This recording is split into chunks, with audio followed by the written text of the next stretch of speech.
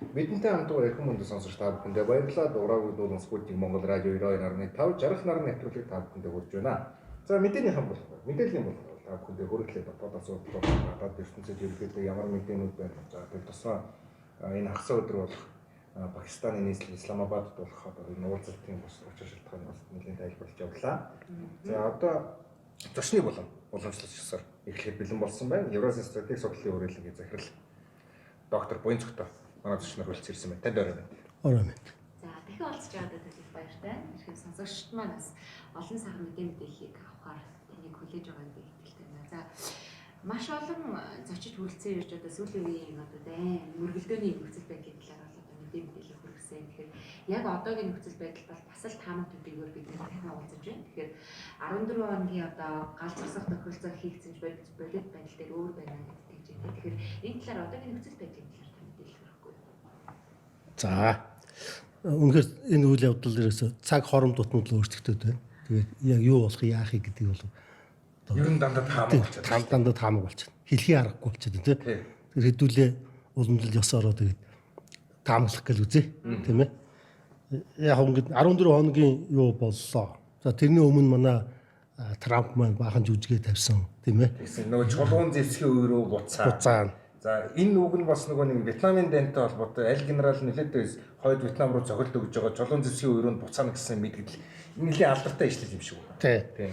Тэнгүүдэд дараа нь саяхан 2 хоногийн өмнө бүхэл бүтэн соёл иргэншлэр нь устгана. Ираны ард түмэнд бол бид нар бол дайсан биш. А гэхдээ уучлаарай та бүхний бурхан ивэгээ гэдэг ийм зүйлийг өөрийнхөө сошиал платформ дээрээс нийтэлсэн байсан. Чулуун зэвсгийн үе гэдэг энэ үеийг Америкийн үеийн ерөнхийлөгч нар бас ингээд хаяа хэрглэж ирсэн удаа та. Дээр үед нөгөө Пакистан руу дайрч ороод нөгөө хэнийг Бин Ладеныг баримтлахад одоо чи тусгаар тогтносон улс ба штэ. Шууд дайрж ороод операц явуулчихж байгаа. Тэгээд нэг юм үг хэлэх гээд эсэргүүцэх гээд ингэсэн чинь дуугаагаараа чулуун зэвсгийн үе рүү чи буцаач шүү гэж.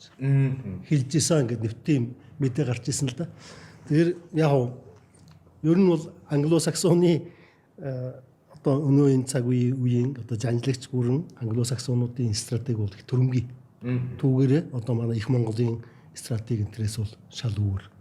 Яг үндэ манай их Монголын стратеги бол их тийм ийвэргүй одоо тийм зөөлөн тэгээд тийм толеранстай, хүлцэлтэй тийм жанжлал байсан юм шүү дээ.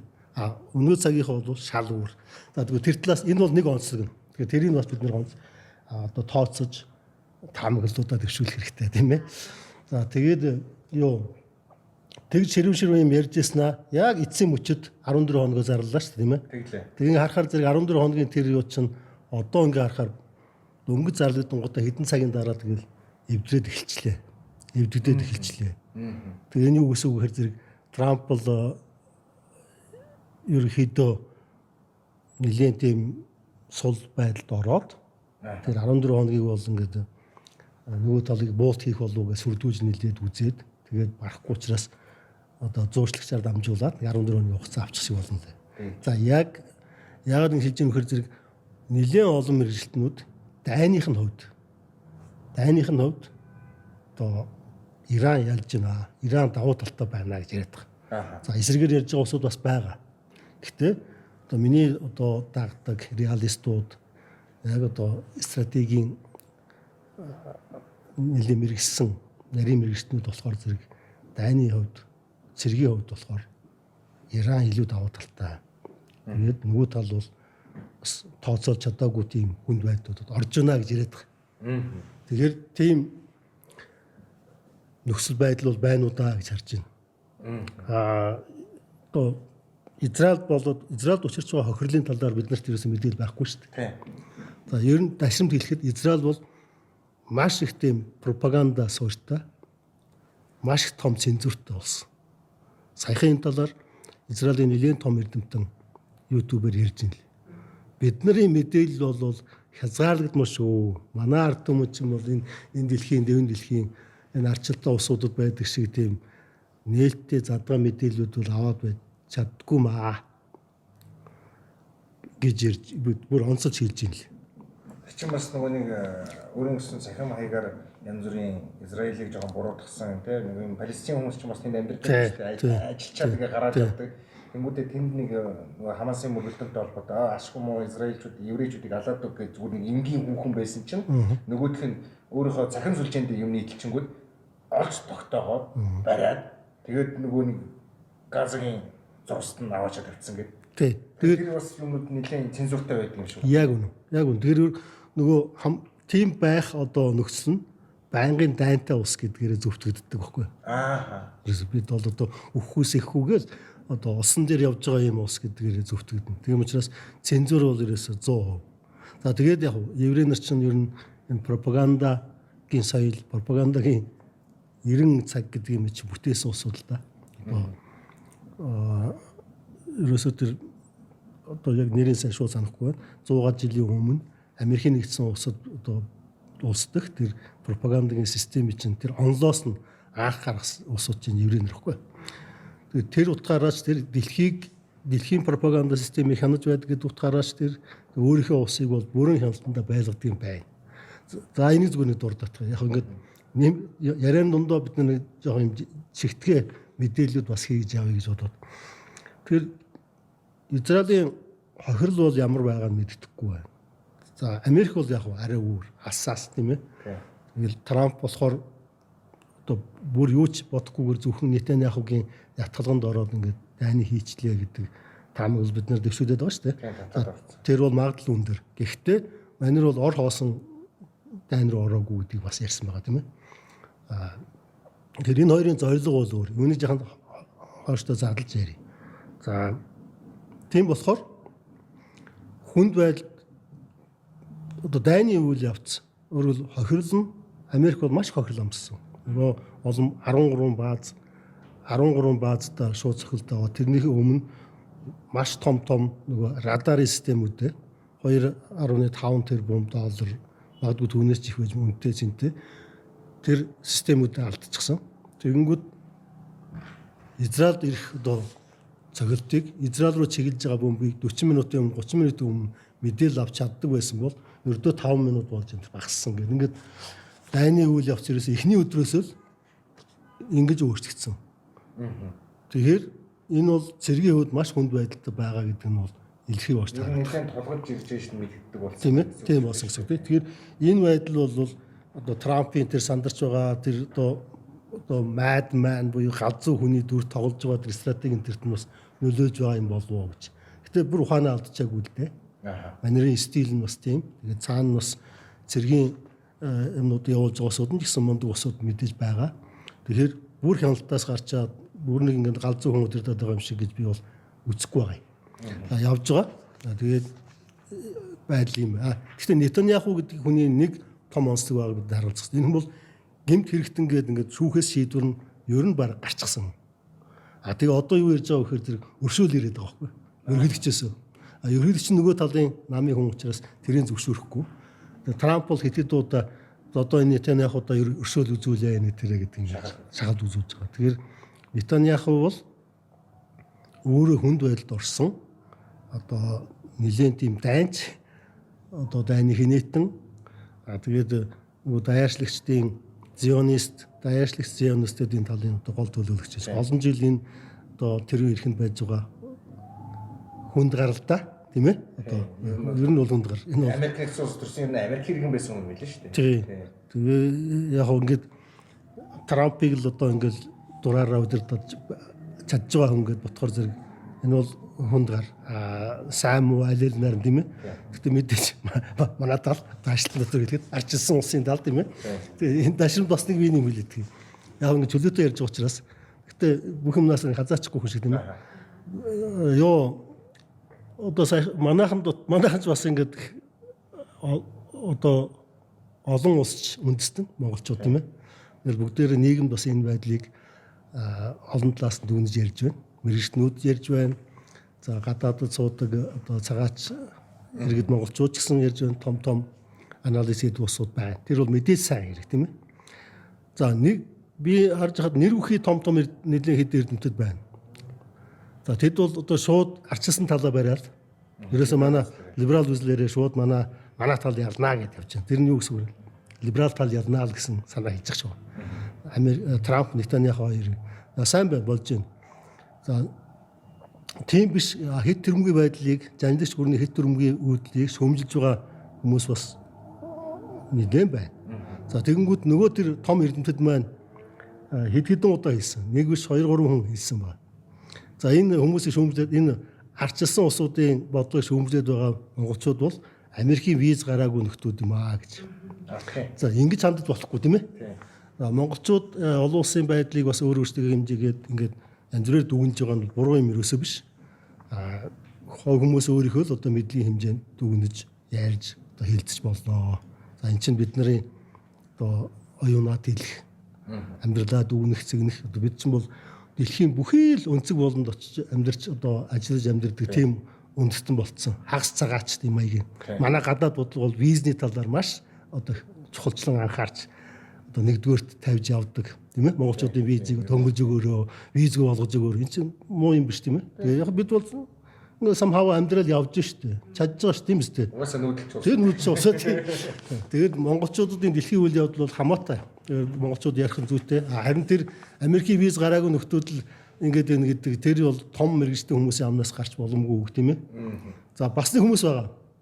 Юу яадаг нөгөө энэ систем өөрчлөх гэж байна. Манай тал ялах гэж байна. Путины тал ялах гэж байна. Трамп Путин хоёр нийлж аваад энэ даашлагч сатануудыг устгах гэж байгаа. Манайх одоо Монгол улсын гадаад бодлого шууд одоо Ирантай нийлэх ёстой. Энийг албан ёсоор зарлах ёстой гэдэг ингээд маш хүчтэй ярьж байгаа тийм том мэрэгчнүүд бас байгаа. Ажилтан дотор том мэрэгчтэн шийдлээ. За энэ бас арай хэтэрнэ тийм ээ. За иймэрхүү хандлага бол байж болно. Гэхдээ энийг хит чанга дуугаар олон нийтэд ингээд сурталчлах хүмүүсийг одоо урайлах маягийн тийм юм хийгээд хэрэггүй. Хөвгнийхээ үзлийг ярьж болно. Магадгүй тэр хүний их зөв гэдэг нь тодорхой хугацааны дараа үнэлэгдэх юм болоо. Энэ хэрэггүй гэдэг. Энийг бас нэг ярьцгаандаа би танаад ингээ 2 3 ирж байгаа болохоор нэг дурджаа гэж бодсон. За энийг нэг хэлчмээр. Тэгээд бидний тавдны ярьцлага бол одоо альч талыг барихгүй. Тэгээд таамаглал дэвшүүлээд энэ одоо үл мэдгдэх процессыг тийм ээ аль болох ингээ хүмүүст ойлгомжтойгоор ойлгохдоход нь бас нэмэр болох усаар тайлбарлаа гэсэн юм зорилго тавьж байгаа тийм ээ. За Трамп би бас нэг ер нь альва хүнд ямар ч судлаачдад тийм нэг тийм хэлбэлт байдгийг заавал. Тэр хүний гарал үүсэл байж болно тийм ээ. Жишээл би одоо нутгархаж болно тийм ээ. Одоо альвал суралцсан, Японд суралцсан, Японд талдаа жоохон барьдаг байж болно. Монгол хүн юм чинь Монголынхоо ашгийг нэгдүгээр тавина гэдэг. Тэгэхээр заавал байдаг. Тийм учраас олон их сурвалжаас бид нар мэдээлэл авчих хэвээр. Тэгээд бие даасан байдлаар бодож сэтгэх хэвээр. Энэ чадварыг л одоо монголчууд бид өөрсөндөө ямар ч хүн ер нь бий болгохыг зорж байгаа хэвээр. Боловсруулалтын хамгийн том зорилго тэр тийм бие даагаад бодож чаддаг объектив байдлаар. Тэр мэдээлэл цуглуулад тэрийг мэдлэг болгох процесс маш чухал процесс байгаа байхгүй юу? Тийм. Тэр надад ч гэсэн хэлбэлт байгаа бох. За тэгээд эртхэн хэлэхэд би бол Трампын талыг баримтгаж итгээд байгаа юм. Ер нь бол гэтэл одоо манай Трамп бол энэ удаад их том алдаа гаргаж байж болзошгүй байна. За түүнд бол их санаа зовж байгаа. Тийм. Трамп яагаад би Трампд дуртай вэ гэхээр Трамп бол энэ богшиж ирсэн тийм ээ. Энэ дэлхийд дэс олон жил богшиж ирсэн. Тэр неокон гэдэг нэг тийм харгас практик байдаг байхгүй юу? Даяаршлын талыг хит барьдаг тийм ээ. Тэгээ үндэсний үзэл энэ төр юмыг бол нэлээд тийм одоо дарамтлах шинжтэй хит тийм неолиберал үзэл ярьдаг. Ийм тийм юм сурталчилж ирсэн нөхдүүдийн эсрэг явж ирсэн. Тийм бодлогыг тууштай баримталж байгаа ерөнхийлөгч Трамп бол. Тэгэхээр Трамп тэр утгаараа бол таамаглахад амар. Ер нь нөхөр юу хаашаа явж байгаа гэдэг. Бас нэг үндсэн жанжин шугамтай гаж өстой очиж. Яг тухайн процесс дээр хилцээр хийх энэ төр дээр бол таамаглахад бэрх гэж ярьдаг л да. Тэр нь бол жүжиг хийхтэй харамгай юм шиг. Яг яах гэж байгааг мэдэхгүй бол юм ярьдаг тийм ээ. Бас их entertainment салбарын юм. Тийм entertainment салбарын хүн. Тэгэхээр тэр мөрийг бодцох хэрэгтэй. Ерөнхийдөө тууштай жанжин шугам. Нью-Йоркийн одоо тэр ширүүн өрсөлдөөнд одоо үйл хөдлөлийн салбар дотор тийм ээ олж авсан тэр хатуу ширүүн харгастууч гэх юм уу тийм жүжиглдэг тэр стратеги юмнууд нь бол entertainment юмнууд нь бол байгаа. За иймэрхүү орчлын чанартай юмнууд Жохон яри. Тэгээд чиглүүлээрээ. Ярианда халангуудаа ерөнхийдөө ийм их асуултын зүйлийг юу ярих вэ гэх нөгөө илүү одоогийн нөхцөл байдал. Яг хуу мөргөлдөөн бол нэг 10 хоногоор хойшлогдоод 4 сарын 6-нд дуслаа. 4 сарын 6-нд дуусахад зүгээр ямар таамаглалууд гарч ирсэн бэ гэхээр дахиад нөгөө нэг хугацаас угтахгүй өсгөлж өстө жиг бөмбөгдөөд би юу чи юугаа үзэхгүй гэдэг зүйл яригдж байгаа. 4 сарын 7-нд за яг нөгөө Бүүшэрийн цөмийн цахилгаан станцд бол цохилт өгсөн 4 сарын 6-ны тэр нөгөө нэг хугацаанд дуусны дараах тэр нөхцөл байдлууд бол яригдж эхэлсэн. Энд чинь Бүүшэрийн цахилгаан цөмийн цахилгаан станц чинь Оросууд барьж өгсөн. Оросуудын баг объектчүүд дээ. Гэх мэт энэ нь бас нөгөө нэг улс нэг гурван улсын хоорондох мөргөлдөөндөр бусад улсуудын эрх ашиг бас орж ирж байна. За тэгэх хоорондоо 45 хоногийн гал зогсоох гэдэг зүйл яригдсан. Яг 45 хоногийн гал зогсоох тал дээр яагаад нэг талаас эсэргүүцээд няцаацсан юм? Ираны тал эсрүүцсэн шүү дээ тийм ээ. Тэгэхээр 45 хоногийн гинт ярида энэ гэдэг бол бас л түрүүний бидний хэлдэг Америкийн тал маань за хүндхэн байна л гэсэн үг багт би бодож байгаа. Тийм ээ. Ceasefire гал зогсоё л гэж яриад байгаа шүү дээ. Тэгээ энэ тэр хавийг жоохон задлж ярих уу? 4 сарын 6-нд за тэрний урд өдөр чинь том мэдгдэл хийлээ ш тийм ээ. Нөгөө Чулуун Зевсгийн энэ тэрийг тэгэнгүүт тэрний дараах нь болсон үйл явдал чинь юу лээ? F-15-ыг унагчиж байгаа юм тийм ээ. Ерөөсөө тэрнийхэн дараа хоёр нисгч чинь бариад авсан. Тий. Хоёр нисгч чинь онгосноос одоо аюул одоо шидэгдээ тийм ээ. Тэгээ нэгийг Америкд өөртөө аваад нөгөөт нь сургуу болчлоо. Ингээл энэ чинь яг дараалал болж байгаа үйл явдал шүү дээ. Том мэдгдэл хийгээд гэхдээ тэр том мэдгдэл нь сүртэй юм болоогүй тийм ээ. Шин юм гарч ирээгүй. Илүү тийм том хэмжээний юм гарч ирээгүй. Нөгөө л одоо аман жүжгүүд нь хэлжсэн юмнуудаа л хэлээд ингэнгүүт тэр нь маркет бол одоо хөрөнгөний зах зээл бол нэг одоо сөрөг одоо хариу үзүүлсэн. Тийм ээ. Трамп одоо мундаг үг хэлээд ер нь чиглэл гаргачих бах дайны зогсоох амлалт зогсоохоо зарладаг ч юм уу ямар нэг юм хэлэх байх гэсэн чинь тийм огт болоогүй. Чулуун зэвсэг рүү буцаан нэ дээр гэсэн тийм их юм байна. Тэгэхээр энэ дайнаа үргэлжлүүлэх юм байна. Эдгээр чинь энэ учраас болоогүй юм байна гэдэг. Гэсэн дуур амьсгалыг үүсгэсэн баг. Тэгээд хөрөнгөний зах зээл тэрэнд нь сөрөг нөлөө үзүүлсэн. Хэдэн цагийн дараа F-15-ыг унагцсан тийм ээ. За F-15 нь бол тэр нөгөө радараас хамгаалттай биш юм билээ л дээ. Бас тэр тал нь суул юм билээ. Тэгээ сөнөөгч онгоцыг унгаад хоёр нисгч чинь хоёулаа аврах шийдэлээр шийдэгдээд тэгээ нэгийг Америк аварч олж авч чадсан нөгөөх нь сургуу болцсон. Гэт ингээ үйл явдал гэсэн тийм. За тэгээд тэр навигатор үндсэн нисгч биш навигатор одоо хорондоо байсан баг шүү. Нилийн том халуун тушаалтан хүнийг тэр хүнийг аврах ажиллагаа явагдсан. Тэр нь түүхэнд байгаагүй маш том нөөц ашигласан. 155 онгоц гэсэн. Тий. Тийм хэмжээ 155 хүн юм багсан чинь 155 онгоц ба. Тийм ээ. За тэгээд хоёр том онгоц зоо тэнд нь устгасан. За тэр устгасан шалтгаан нь болохоор зэрэг Ираны тал буудаад унагчаагүй. Зүгээр газардаад тийм одоо хээр талд л одоо газарж штэ. Тэнгүүт газар руу шигдсэн юм билээ. Гэхдээ яг тэр юу онгоцны буудал бол байсан байгаа. Тэр урд дайны зорилттой тэрийг ашиглаад буухсаар зэрэг буух явцтай хоёулаа өвдөрсөн. Тэгээ хоёулангийн нөгөө нууцаа хамгаалах зорилгоор угаасаа тийм стандарттай юм л да. Устгадаг. Устгасан гэж. За 150 2C130 гэдэг тийм том онгоцыг устгасан. За 155 онгоц таны хэлдгээр тийм оролцсон. Ийм том арга хэмжээ болсон. За тэгээд эцэстээ одоо Трампыг бурхан юу байж нөгөөт нь олдсон, амьд олдсон тийм ээ. За энэ бол Трампын хувьд бол их том зүйл. Яг тэгэхээр хэрвээ тэр олж авч чадаагүй амьдаар нөгөө тал авчихсан бол тэр бол одоо бүр нөгөө талын том ялд болж байгаа. Тийм ээ. Хилцээрийн одоо барьцаа болно тийм барьцаа болно. Тэгээд ерөөсөө энэ бол маш хүнд байдалд орохоор байсан. За тэгээд somehow ингээд энэ юм бол ингээд дууссан. Гэтэл Ираны тал юу гэсэн бэхээр энэ нөхдүүд зүгээр ийм F-15 онгоцынхоо нисгчийг аврах ажиллагаа явуулах нэрийдлэр манай нөгөө баяжуулсан урааныг авах орлого тийм өчүүхэн одоо үлгүүцэлдэх зорилго агуулсан байна гэж зарсан тийм ээ. За нэг ийм үйл явдал болсон. Тэр нь дортой хэсгийг мэдэхгүй. За ийм тийм байж магадгүй гэж бас хүмүүс ярьж илээ. Тийм бололцоод хувилбар. Тийм нэг хувилбар. Тэгэхээр зэрэг маш хүч хайсан байна. Тэгээд ягаад Ираны талд гэж хэлж байгаа нөхөр зэрэг ягаад тэр зэрэг тэр нисгэгчийн байж байгаа байрлалаас хол газар буюу өөрөөр хэлбэл нөгөө өнгөрсөн оны 6 сард бөмбөгдсөн цомын байгууламж шүү дээ. Тэр газарт ойрхон ажиллагаа явуулаад байсан гэж. Тэгэхээр зэрэг энэ 155 онгоцоор тэр өргөн хүрээнд хэдэн зуун километрийн хүрээнд ажиллагаа явуулсан гэдэг нь нэг хүн аврахын тулд тэгэхээр зэрэг Ираны талын хэлж байгаа тэр одоо сэжиглэл бас зөв байж магадгүй, үнэн байж магадгүй юм бэл. Тэгээ би эндээс ургуулад бодоход зүгээр миний таамаг шүү.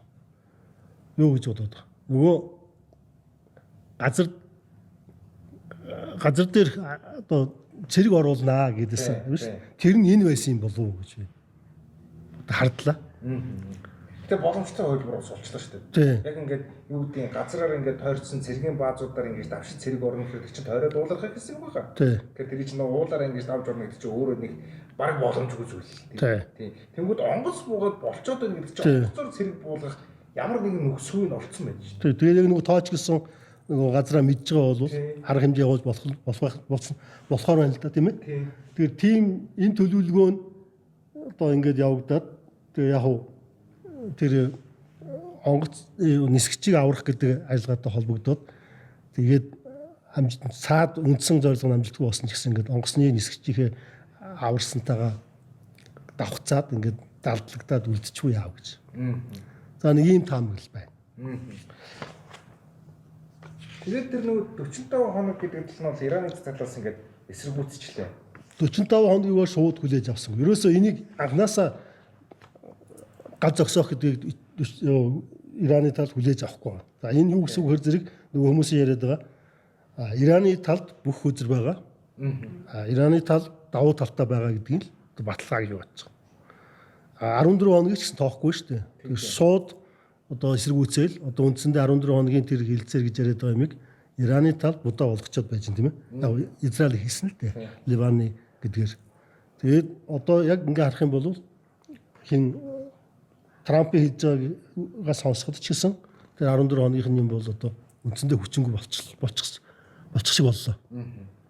Тэгээ ямар нэгэн байдлаар энэ 4-р сарын 11-нд болох Пакистаны нийслэлд болох энэ уулзалт бол эхний бас нэг хэлцээний шатны нэг нааштай мэдээлэл мөн.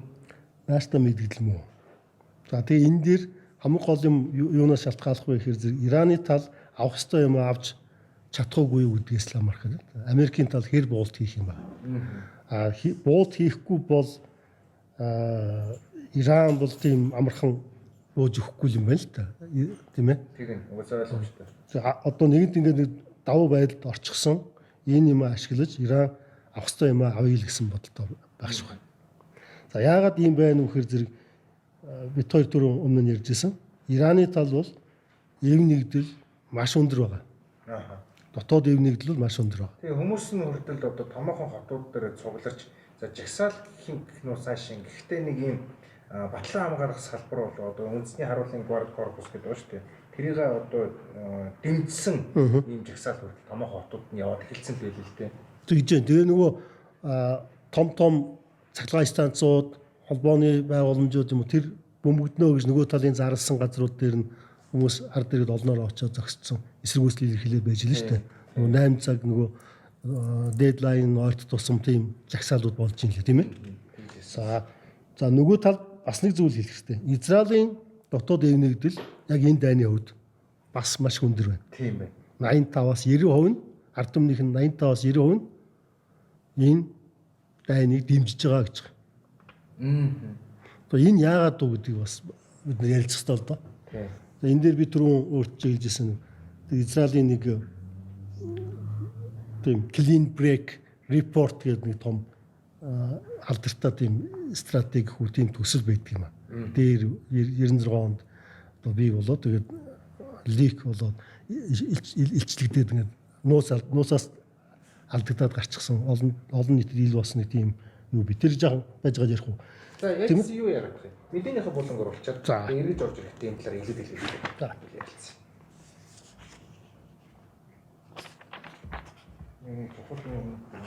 Цагийн нэлээд ингэчээр жаа замбраагүй яриад байна уу гайгүй юу? зүгээр.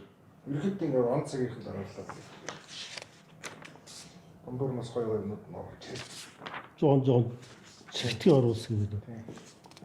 Чамаас гоё нюанс болоод байна шүү дээ. Бүтэн цаг балтаваад нэг чи амаргүй шүү. Тэгээ хоёулаа жаа ингэж яахгүй л тийм. Одоо энэ хөсөө өдрийн л уулзсан юм. Юу харин жоохон юу байсан тийм. Нэгдсэн улсын байгууллага, НАТО, Европын холбоо гэсэн юм зурчилдаг юм байгууллагаас статус нь жоохон Сурггүй. болоод тэгсэн чинь нөгөө БРИКС Шанхай хамтын ажиллагааны байгууллагуудын статус нь өндөр болж гарч ирж байгаа ч биш. Пакистанчууд шхабын гишүүн орн үсттэй. Тэгэхээр шхабын гишүүн орноор зурчлуулж байна гэдэг чинь Америкийн талд бол энэ бол дуртай зүйл болсон биш шүү дээ нэг талаараа бодсон чинь. Энэ нэлээд сандарч байна. Трамп бол нэлээд сандарч байна. Тэгээ тооцоолоогүй юм бол нэлээд байгаад байна. Тийм ээ. Дайныг бол гэхдээ хий гэж хийсэн өмнө. Тэрнийг яаж зүтгэж ийн вэхээр зэрэг нөгөө том логикоор тийм бужигнуулаад тэр нь жоохон яа. Гэхдээ ингэж шууд том хохирол учрна гэж энэ дээр бол тооцоолоо. Тэргээ дахиад жоохон ярина. 155 онгоц гэдэг нь бас том үү тийм. Нэг хүн авах 155 онгоц. Шинэ нөгөө хоёрдугаар дэний Японч Америкт ингээд мөргөлдөж байхад Японы талаас нэг онгоцны буудад унгацсан чинь нэг нөгөө хэсэг чинь 70 дээрээ юм болж байгаа шүү дээ. Ингээд шууд ингээд усан дээр ингээд бууцсан гинэ. Тэгээд тухайн үед Японууд юу бодож байгаа гэхээр за ингээд онгоцны буудад унгацсан чинь энэ цэргийн ч гэсэн өгчин гэсэн ойлголтоор ингээд X-ээ хаачж штэ. Тэгсэн чинь Америкийн нэг онгоц шууд ингээд усан дээр газарсан нөгөө сэргээ аваа яцсан чинь Японууд ийм байж болт юм гэдэг тухайн үед гайхаж гисэн гэдэг. Шокд орж ирсэн юм. Хоёрдугаар дэнд. Сая бол гэхдээ ганц нисгч биш байсан баха. Гэтэ ийм байл. 93 онд хаана гэсэн бэ? 93 онд ойролт орнууд Африк юм байна. Марокко гэсэн. Тэр бас нэг ийм явдал болоод Америкийн цэргийн нөгөө тал орон нутгад болж исэн эсэргүүцэгчний гарт ороод тэгээд алагдсан нөгөө талд чинь зүсгүй мохоор бас ингээд яргалаа тэрийг цацаад тэр мөр нь ингээд олон нийтэд идэгдээд Америкийн Клинтоны үед юм байна. Америкийн олон нийт бол тэр нь маш их дургуйцаа. Тэгвэл Клинтон шууд тэр юуг дайныг зогсоогоо тэндээс зэрэг татчихсан юм. Тэр бол маш том одоо травма болсон гэж. Тийм хүү юм болох юм бол тэгэл дотоод шууд ирсэн. Трамп бол шууд байхгүй болохоор байсан мэл дээ. Хэрвээ амьдаар нь олдогдсон бол тийм ээ. Тэр нь хүрээгүй яамаа да. Тэрэн дээр үлдсэн бол тэгэл энэ нөгөө дундын сонгуулахгүй шууд импичмент. Тийм. Шууд импич. Одоо тийм дуу хоолой гараад ирсэн шүү дээ.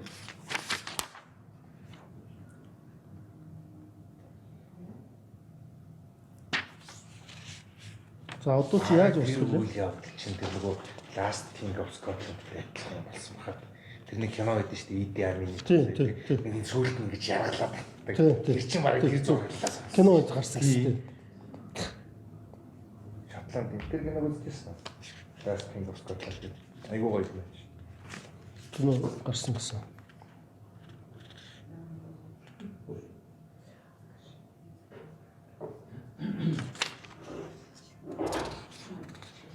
Нэг тийм талбар дураа явах гэж.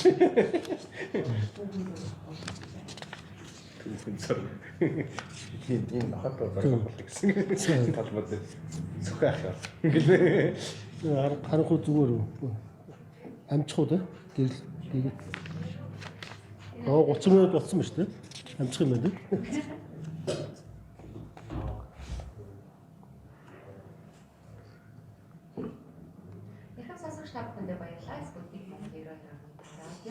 Жаргах нарийн нэвтрүүлэг зочинтой болгоно гэж байна. За энэ удаагийн маань зочноор Евразийн стратеги хүрээлэний хэлбэрийн зөвлөлт хүрэлцэрсэн.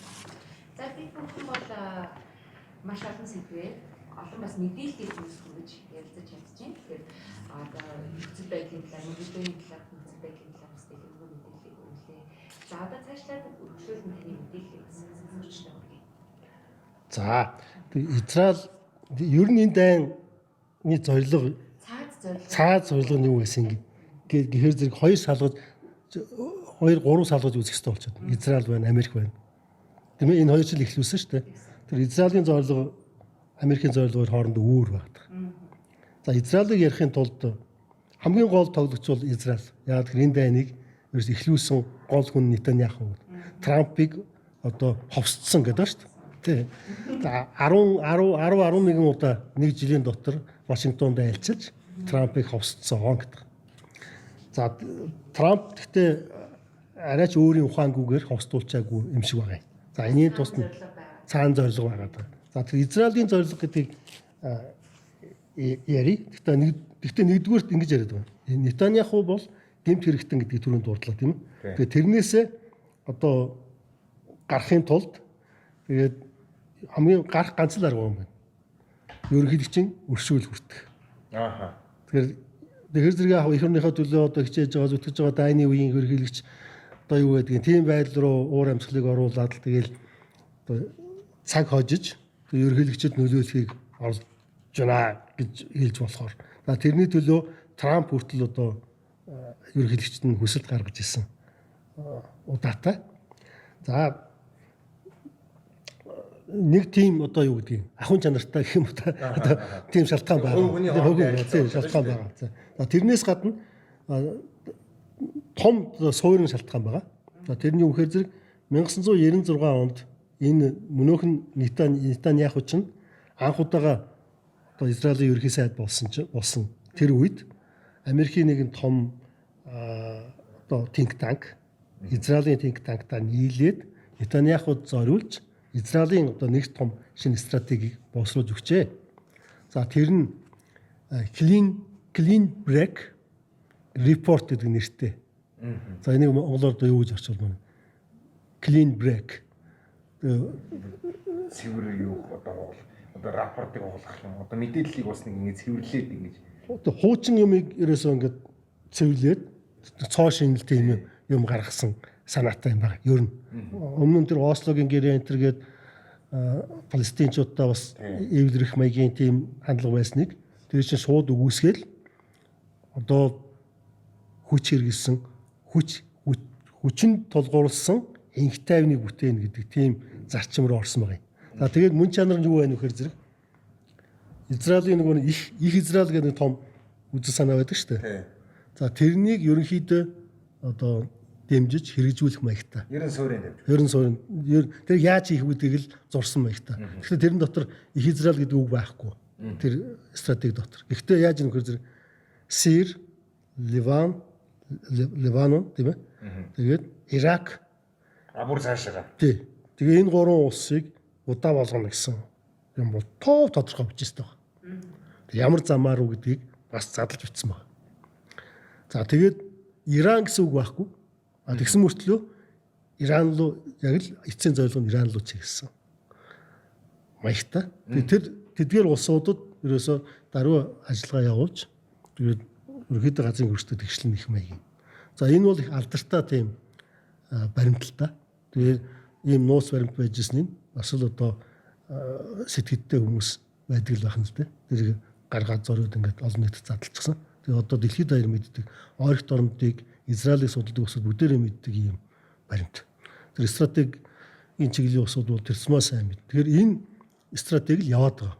Ялангуяа Нетаньяхутай холбоотой. Тэгэхээр энэ чинь бас ер нь бараг л тодорхой нь бол хэрэгжчихсэн тийм ээ. Одоо Ливаны өмнөд хэсэг байна шүү дээ.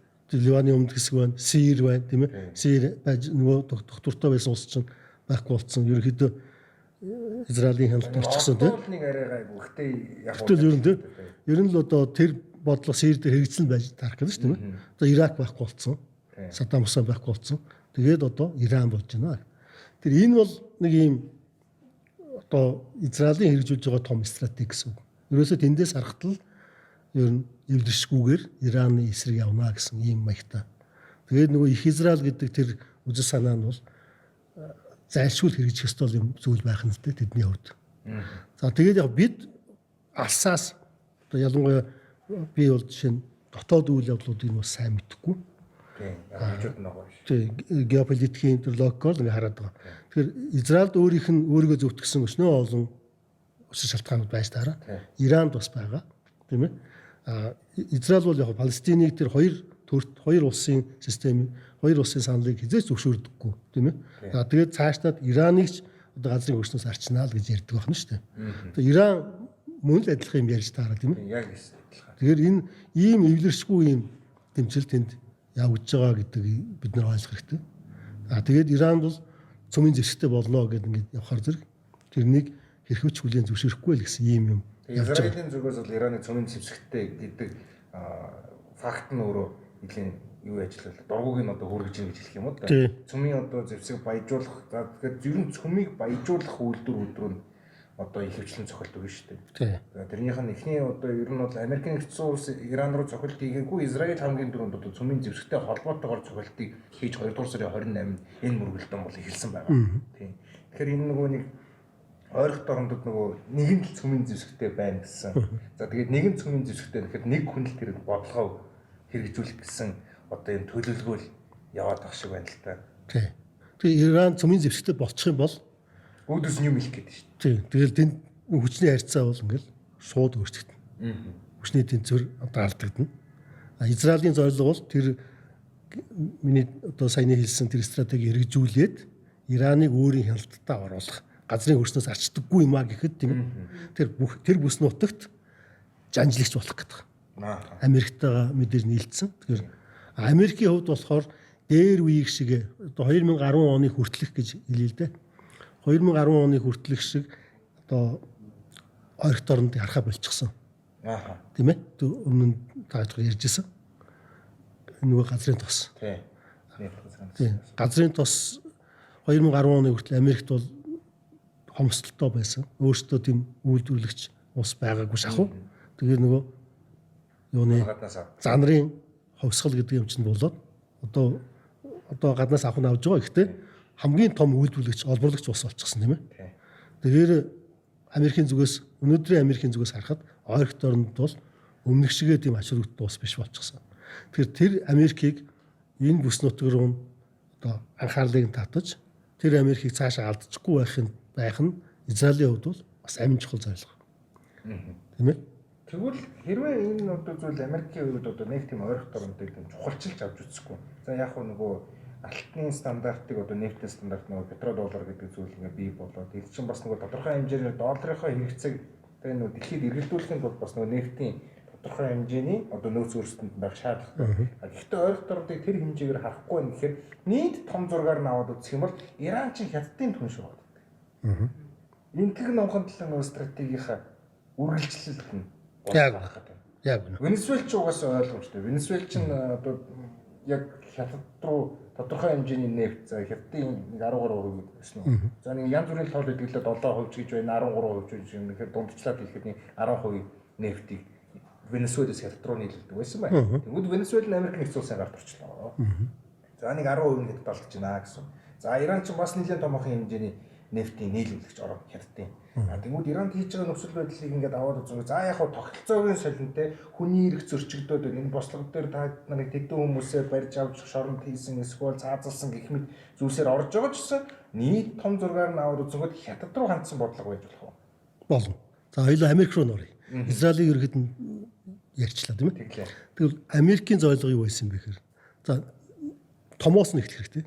Америк бол уруудаж яваа жанжлагч бүрэн. Дэлхийг одоо бүрэн утгаар атгандаа оруулаад одоо ер нь бол алдчих. 45 оноос хойш ингээд явж ирсэн хүмүүс.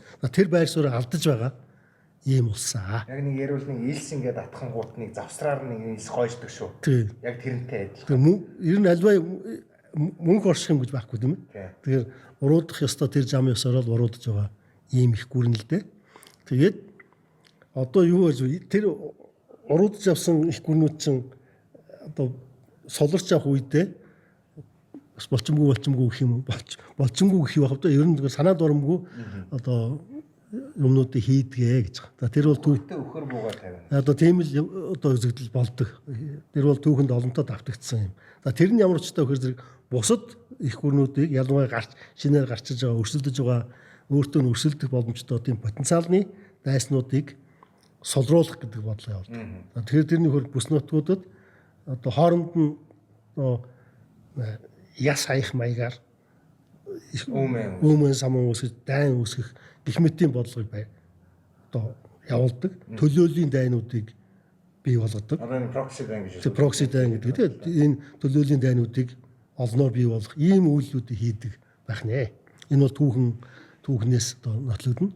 За тэгэхээр өнөөдөр Америк бол тийм л байр суурьнд ирчихэд байна.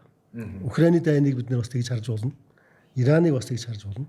За тэгээд өөрийн чинь хүндэснээр Ираны дайн бол бүс ба зам хэмээх одоо алдартай том стратеги шүү дээ хэвтэ.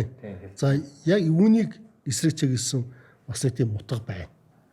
Тэгэхээр ерөнхийдөө Иранаар дамжиж юу үрж байгаа тийм зам байгаа. Европ руу хүрч байгаа тийм. Европ хотыг холбосон тийм. Бүр Австри хүртэл явдаг зам байна. Тэгээ энэ чинь араа Итали бол бас чухал үүрэг үүсгэжсэн. Тэгээ энэ чинь ерөнхийдөө хийцсэн баггүй. За тэр хоорондох одоо ачаа тээвэрлэлтийн хугацаа бол маш богинохон 14 хоног ч байна уу.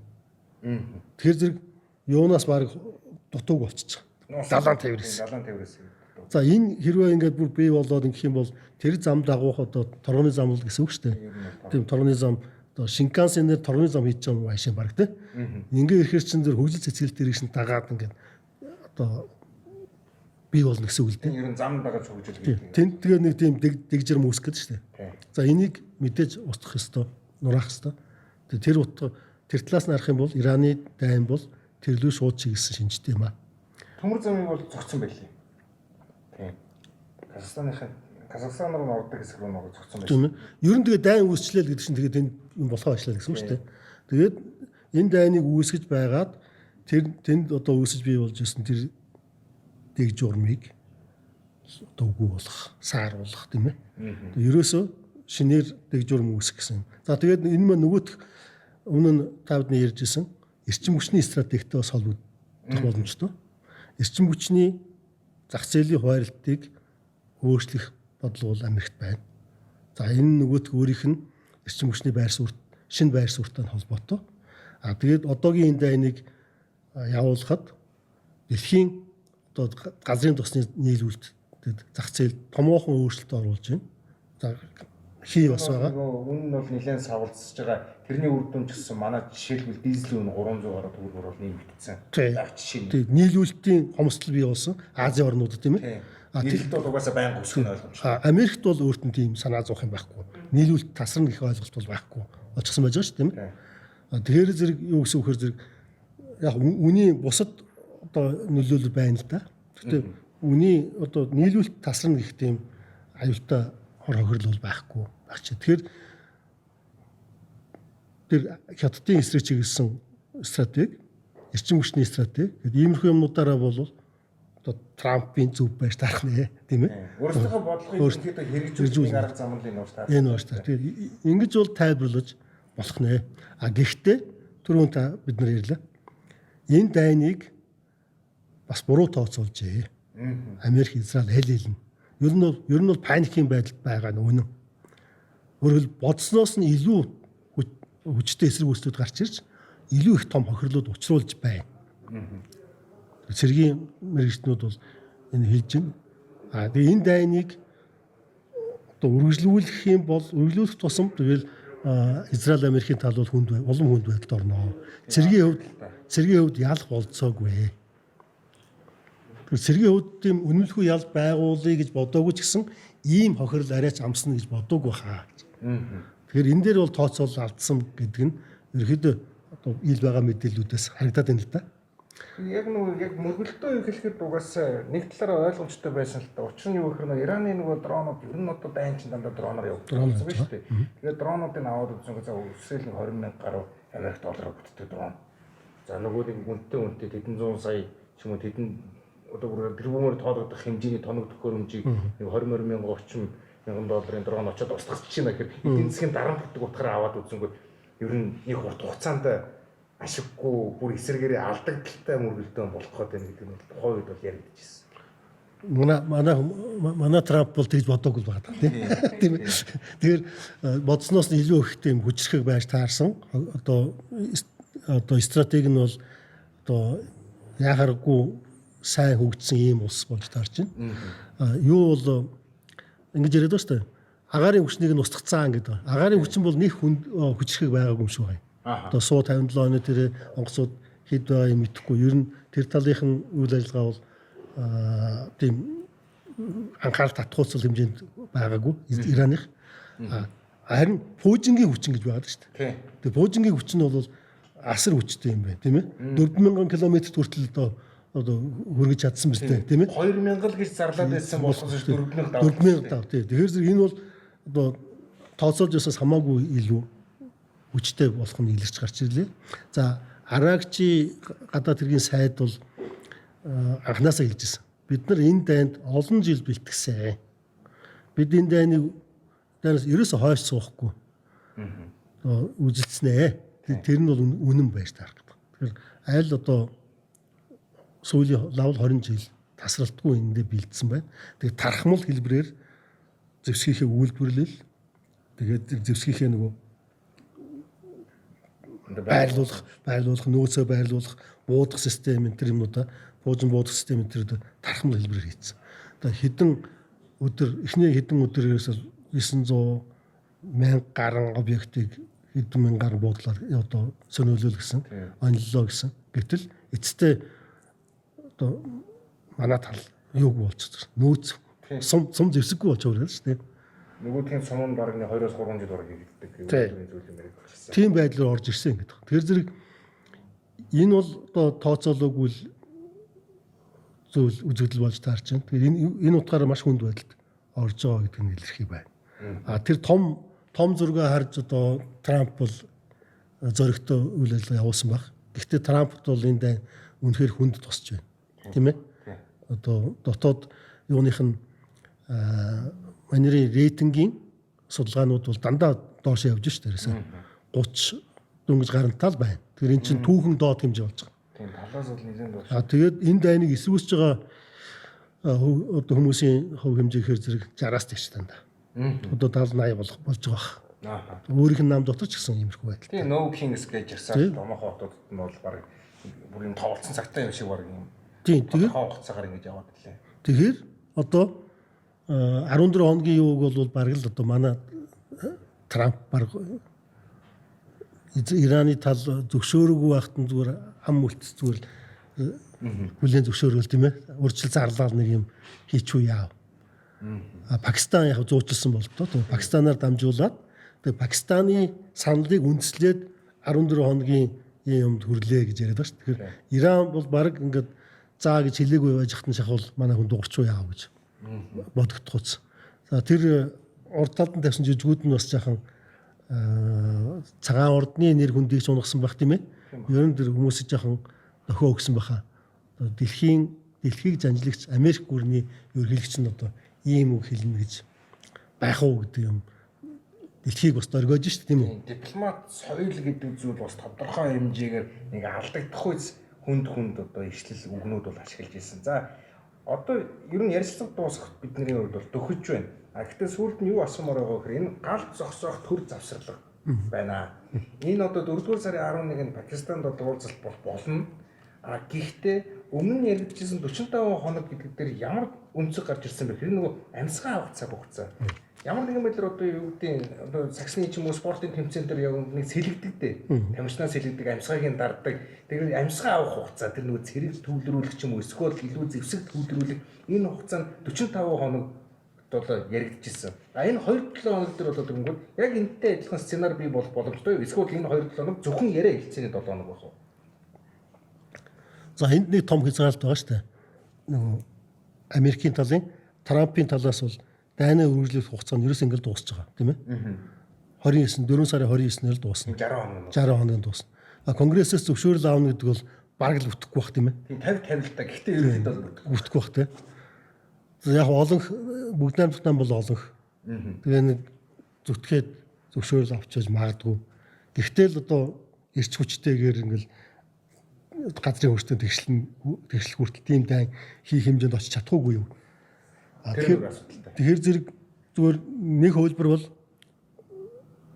одоо энэ 15 зүйлтэй нэг нөхцөл тавьсан байгаа Америкийн талаас.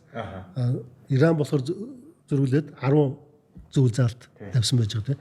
Тэгэхээр Ираны 10 гаруй дээр л ингэж ярьж хагаад ил далд хэлбрээр зөвшөлтөд хүрээд одоо дайнаа зогсоох гэдэг нэг юм хөлбөр байж болох юм. За энэ бол Израилаас бас хамаарна. Тийм ээ. Нетаньяху одоо яг 3 шитгэхэд байгаа шүү дээ. Нетаньяхуг одоо өршөөчихлээ гэдэг яриа Трампаас сайхан хэлсэн байлээ. Тэгэхээр Нетаньяхуг өршөөчвөл дайн руугаа бас улаархаа болох нь шүү дээ, тийм ээ. Тийм. За тиймэрхүү шалтгаанууд бас байж болох нь. За магадгүй одоо бүр эсрэгээр нь бүр нөгөө муу хөлбраар явах тийм хөлбөр бас байж болох л байх. Одоо жинхэнэ 27 хоногийн дараа дахиад дайн үргэлжлээд бүх талын дайн руу орно гэдэг. Гэтэ би тийм тэрэндээ хүрэхгүй байхаа гэж бодож байна. За цөмийн дайн руу орох тэр муу хөлбөр гэдэг чинь бас цөмийн дайныг үрээлэн дууж болдсон шүү дээ. Яг энэ үдсгийг гаргамаар байна. Ягаад гэхээр старт гэрээ энэ оны 2 сар дууссан. Старт гэрээ. Цөмийн зэвсэг үйл дэлгэрүүлэх гэрээ чинь хязгаарлалтыг ямар нэгэн эрх зүйн акт нь дууссан байна.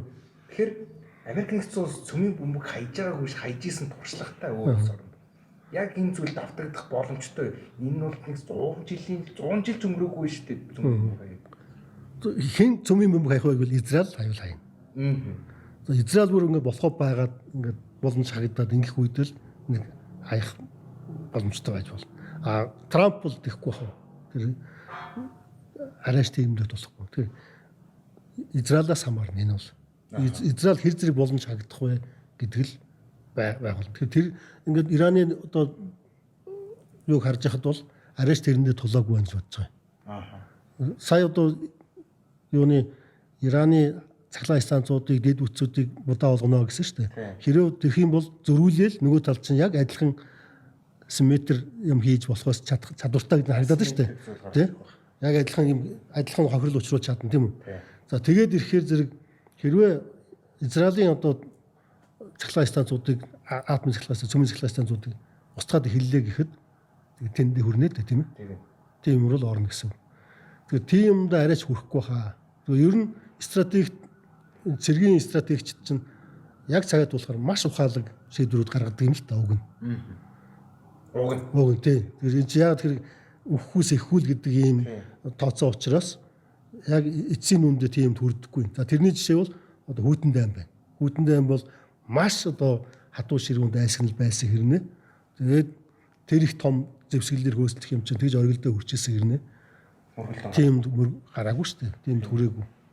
Тийм. А гэхдээ сүүлийн үед бол тэр үеийн сэтгэлгээ чинь өөр болчиход байгаа.